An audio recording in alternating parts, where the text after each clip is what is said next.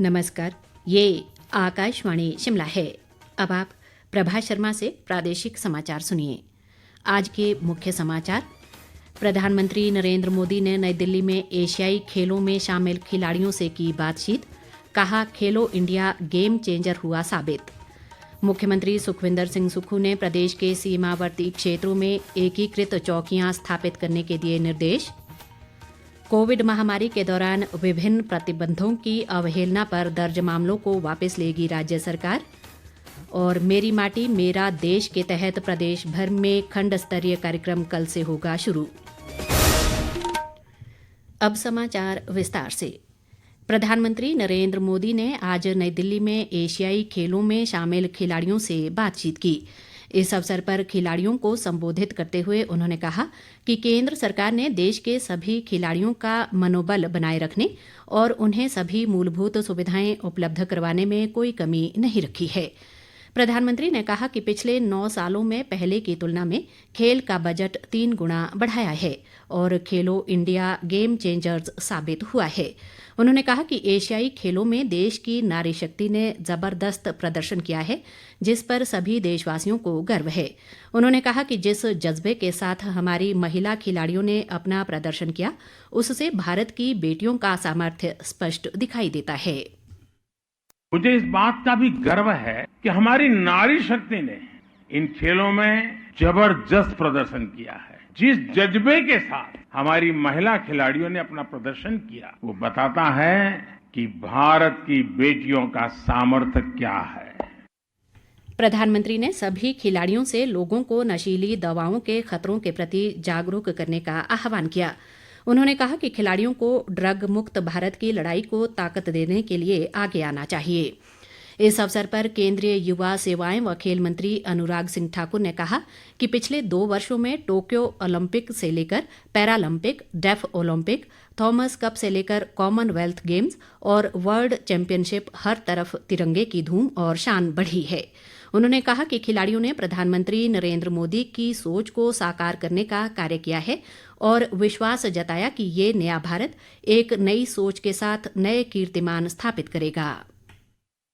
और माननीय प्रधानमंत्री जी, आपने जो सोच बदलकर सुविधाएं देकर हमारे खिलाड़ियों को प्रेरणा दी है, हमारे खिलाड़ियों ने भी मेहनत में कोई कमी नहीं छोड़ी, पसीना बहाकर अब की बार 100 पार करने का काम किया है। जो आज तक नहीं हुआ वो संभव करके दिखाया है। पिछले 2 वर्षों में टोक्यो ओलंपिक से लेकर Paralympics, deaf Olympics, Thomas Cup से लेकर कॉमनवेल्थ गेम्स हो या वर्ल्ड चैंपियनशिप हो, हर तरफ तिरंगे की धूम और शान बढ़ी है। हमारे खिलाड़ियों ने आपकी उस सोच को साकार करने का कार्य किया है और मैं विश्वास दिला सकता हूं कि आज ये नया भारत एक नई सोच के साथ नए कीर्तिमान स्थापित करने के लिए निकला है। ये रुकने वाला नहीं है। वो विकासशील भारत से अब विकसित भारत की ओर इतनी तेज गति के साथ भारत आगे बढ़ रहा है, साथ ही साथ खेलों के क्षेत्र में हमारे खिलाड़ी भी आगे लेके जा रहे हैं। मुख्यमंत्री सुखविंदर सिंह सुक्खू ने प्रदेश के सीमावर्ती क्षेत्रों में एकीकृत चौकियां स्थापित करने के निर्देश दिए हैं।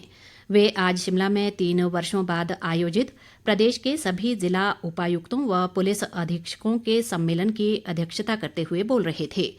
मुख्यमंत्री ने राज्य सरकार की विभिन्न कल्याणकारी योजनाओं की समीक्षा कर इन्हें लागू करने में तेजी लाने को भी कहा।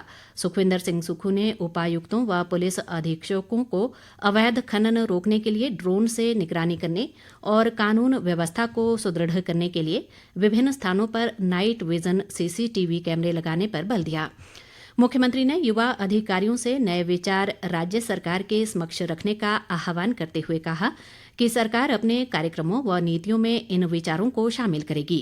सुखविंदर सिंह सुक्खू ने संबंधित अधिकारियों को अपने अपने जिलों में ई ऑफिस लागू करने के लिए प्रभावी कदम उठाने के निर्देश भी दिए। उन्होंने कहा कि वर्तमान राज्य सरकार ने दूसरे बजट की तैयारी शुरू कर दी है, जिसमें बड़े बदलाव देखने को मिलेंगे।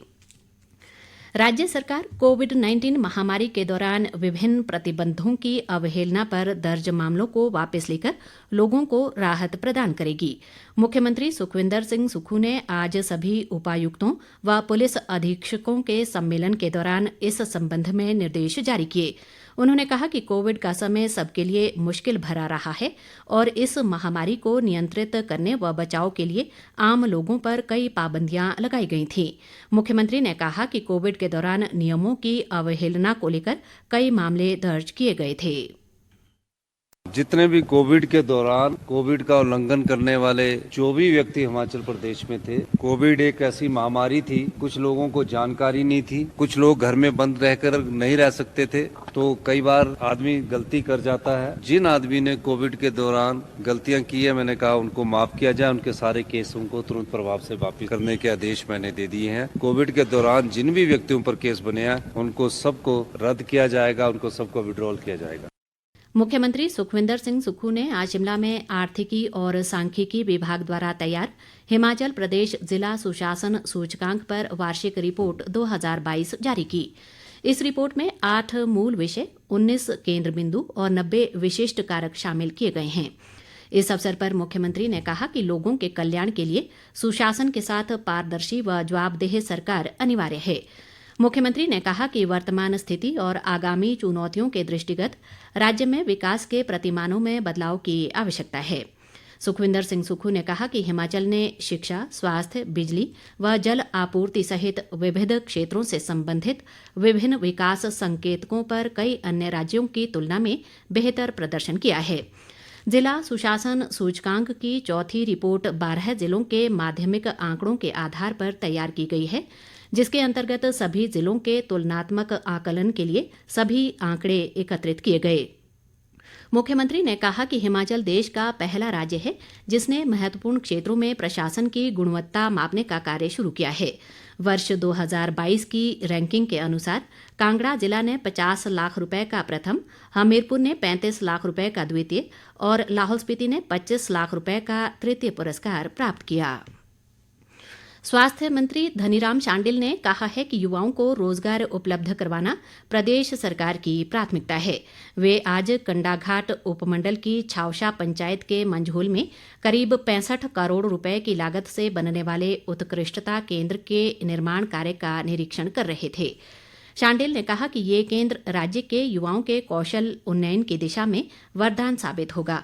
उन्होंने कहा कि हिमाचल में मौजूद पर्यटन की अपार संभावनाओं को बेहतर रोजगार अवसरों में बदलने के लिए छात्रों को इसके अनुसार शिक्षा उपलब्ध करवाना जरूरी है। बाद में स्वास्थ्य मंत्री ने सैंज पंचायत के कशाउला गांव में अश्वनी खड्ड पर बनने वाले पुल स्थल का निरीक्षण भी किया। उन्होंने पुल निर्माण के लिए संबंधित अधिकारियों को सभी औपचारिकताएं दिसंबर तक पूरा करने के निर्देश दिए। इस दौरान शांडिल ने जन समस्याएं भी सुनी। माटी को नमन और वीरों के वंदन के लिए मेरी माटी मेरा देश के खंड स्तरीय कार्यक्रम कल 11 अक्टूबर से शुरू होंगे। अमर बलिदानियों की याद में आयोजित किए जाने वाले इन कार्यक्रमों के तहत देश भर में अमृत कलश यात्राएं निकाली जाएंगी। इन आयोजनों में एनसीसी व एनएसएस के स्वयंसेवक, स्वयं सहायता समूहों से जुड़े लोग और आंगनबाड़ी कार्यकर्ता विशेष रूप से हिस्सा लेंगे। कार्यक्रम के अंतर्गत सभी पंचायतों से एकत्रित की गई मिट्टी को खंड स्तर पर मिलाकर राष्ट्रीय राजधानी दिल्ली ले जाया जाएगा, जहां कर्तव्य पथ पर अमृत वाटिका का निर्माण किया जाएगा। भाजपा संसदीय क्षेत्र शिमला लोकसभा प्रवास योजना की बैठक आज शिमला में पार्टी मुख्यालय दीप कमल में आयोजित की गई। बैठक की अध्यक्षता संसदीय क्षेत्र प्रभारी व पूर्व मंत्री सुखराम चौधरी ने की। इस दौरान लोकसभा प्रभारी नरेश बंसल, प्रदेश भाजपा अध्यक्ष राजीव बिंदल, संगठन महामंत्री सिद्धार्थन और सांसद सुरेश कश्यप व सिकंदर कुमार विशेष रूप से उपस्थित रहे। बैठक को संबोधित करते हुए राजीव बिंदल ने कहा कि कांग्रेस सरकार ने 10 महीने के कार्यकाल में प्रदेश की जनता पर महंगाई का बोझ बढ़ाया है। उन्होंने कहा कि आपदा में केंद्र की मोदी सरकार ने हिमाचल को भरपूर राहत प्रदान की और रसोई गैस के सिलेंडर में सब्सिडी देकर गरीबों को बड़ा लाभ पहुंचाया है। बिंदल ने कहा कि कांग्रेस सरकार ने सत्ता में आते ही डीजल पर वैट बढ़ाया, जिससे महंगाई को बढ़ावा मिला है। बैठक में कार्यकर्ताओं को सांसद व भाजपा नेता नरेश बंसल का भी मार्गदर्शन प्राप्त हुआ। उन्होंने लोकसभा प्रवास योजना के नियमित कार्यों की विस्तृत जानकारी कार्यकर्ताओं को दी। अंत में मुख्य समाचार एक बार फिर। प्रधानमंत्री नरेंद्र मोदी ने नई दिल्ली में एशियाई खेलों में शामिल खिलाड़ियों से की बातचीत, कहा खेलो इंडिया गेम चेंजर हुआ साबित। मुख्यमंत्री सुखविंदर सिंह सुक्खू ने प्रदेश के सीमावर्ती क्षेत्रों में एकीकृत चौकियां स्थापित करने के दिए निर्देश। कोविड महामारी के दौरान विभिन्न प्रतिबंधों की अवहेलना पर दर्ज मामलों को वापस लेगी राज्य सरकार। और मेरी माटी मेरा देश के तहत प्रदेश भर में खंड स्तरीय कार्यक्रम कल से होगा शुरू। इसी के साथ ये समाचार बुलेटिन समाप्त हुआ। नमस्कार।